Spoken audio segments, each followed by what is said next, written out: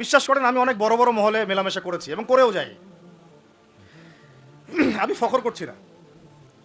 অনেক সময় এমপি মন্ত্রীরাও পর্যন্ত ফোন করে কথা বলেন যে আপনি অর্থনীতি সম্পর্কে যা বলছেন এর সাথে আমরা একমত, অন্তত এই জায়গায় একমত, আলহামদুলিল্লাহ, তাও ভালো। আমি বলি পরের বিষয়গুলো পরে বুঝবেন, ওগুলো বুঝবেন পরে ইনশাল্লাহ। আমি ফখর করছি না এটা, কিন্তু সাধারণ মানুষের সাথে মিশে আমি কি জানলাম জানেন? সাধারণ মানুষ, আম জনগণ কি মনে করে, বলে যে ভাই আপনি ইসলাম সম্পর্কে সুন্দর কথা বলেন, ভালোই, সবই ঠিক আছে, কিন্তু আপনাদের আলেমদের মধ্যেই তো ঐক্য নাই, আপনি কাদেরকে নিয়ে দিন ক্যান করবেন? আমাকে বলেন, আমি কি অ্যান্সার দিব? কি চাচা, কথা কি ঠিক না ভুল? আপনি বলেন, আমি কি অ্যান্সার দিব যখন তারা এইভাবে আমাকে বলবে যে আপনি দিনের জন্য কি করবেন, কিভাবে কায়েম করবেন? আপনাদের মধ্যেই তো ঐক্য নাই। আপনাদের এক আলেম আর এক আলেমকে গালি দেয়, আরেকজন আরেকজনের সম্পর্কে গীবত করে, আরেকজন আরেকজনের সম্পর্কে সমালোচনা ধুয়ে রেখে দিচ্ছে, মানে ওয়াশিং মেশিন অনলাইনে ধুয়ে দিল একদম। আমাকে বলেন কেন মাইর খাবো না? তা এমনি তো ঐক্য নাই, তার মধ্যে মানে ঐক্য বিভক্তি বাড়ানোর জন্য আমরা উঠে পড়ে লাগছি।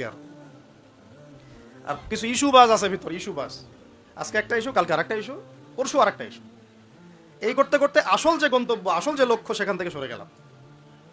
আসল লক্ষ্যটা কি জানেন? ওই যেখানে আমাদের ভাইরা এখন মার খাচ্ছে না, ওই ফিলিস্তিন, ওই জেরুজালেম হচ্ছে আমাদের আসল লক্ষ্য।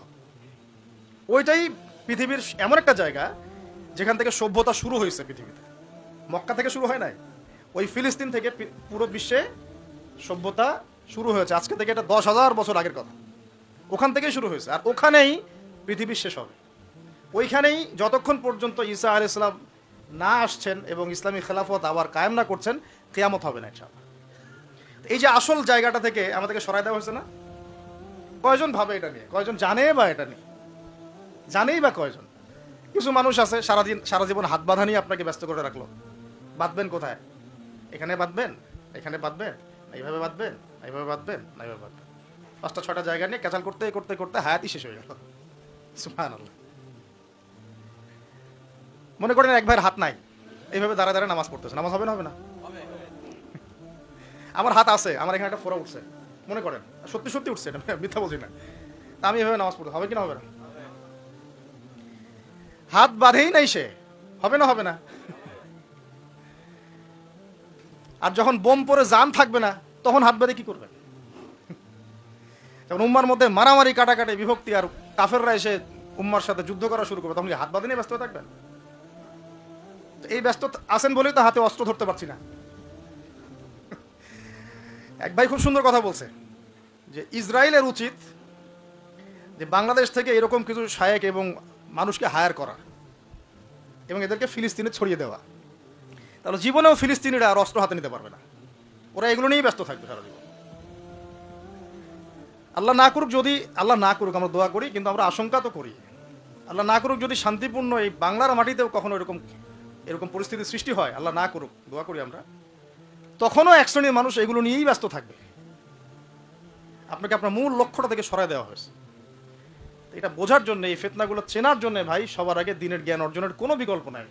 পড়তে রাজি আছি তো ইনশাল্লাহ? অনলাইনে দিন শিখতে পারবেন না, কিছু ভালো ভালো আলেম আছেন যাদের লেকচার হয়তো শুনতে পারবেন, শুনে আপনি উৎসাহিত হতে পারবেন, বুস্ট আপ হবেন, ইন্সপায়ার্ড হবেন, কিন্তু এটা দিন শেখার কনস্ট্রাকটিভ কোনো প্ল্যাটফর্ম না। আপনাকে খাতা কলম নিয়ে ওই স্কুল কলেজের মতোই আলেমদের কাছে আসতে হবে, সিলেবাস রেডি করতে হবে, সিলেবাসে পড়তে হবে, পড়ার জন্য জায়গা দরকার, মাদ্রাসা দরকার, মসজিদ দরকার, মক্তব দরকার, এগুলো আপনাদেরকে করতে হবে। আর যেখানে আছে সেগুলোকে আবাদ করতে হবে। যেমন মসজিদ করেছেন, আবাদ করেন এটাকে। মসজিদ মানে নামাজ পড়ে দরজা বন্ধ করে রেখে দিব, এর নাম মসজিদ? মসজিদ মানে এখান থেকে দিনের দাওয়াতটা ছড়াবে, দিনের শিক্ষাটা ছড়াবে, তাই নয় কি? আল্লাহ রসুল কি মসজিদ সাল্লাল্লাহু আলাইহি ওয়াসাল্লাম মসজিদ প্রতিষ্ঠা করে শুধু নামাজের সময় খুলতেন আর নামাজের পরে বন্ধ করতেন? নাকি 24 ঘন্টা এখানে ইবাদত, আমল, তাসকিয়া, জিকির আজকার হতো? হতো না? এখনো তো মদিনায় হয়। মক্কা মদিনা কি এখনো বন্ধ থাকে 1 মিনিটের জন্য? এখানে দার্স হচ্ছে, ওইখানে নামাজ হচ্ছে, ওইখানে আলোচনা হচ্ছে, চলতে থাকে সব সময়। এটা হলো মসজিদের ফাংশন।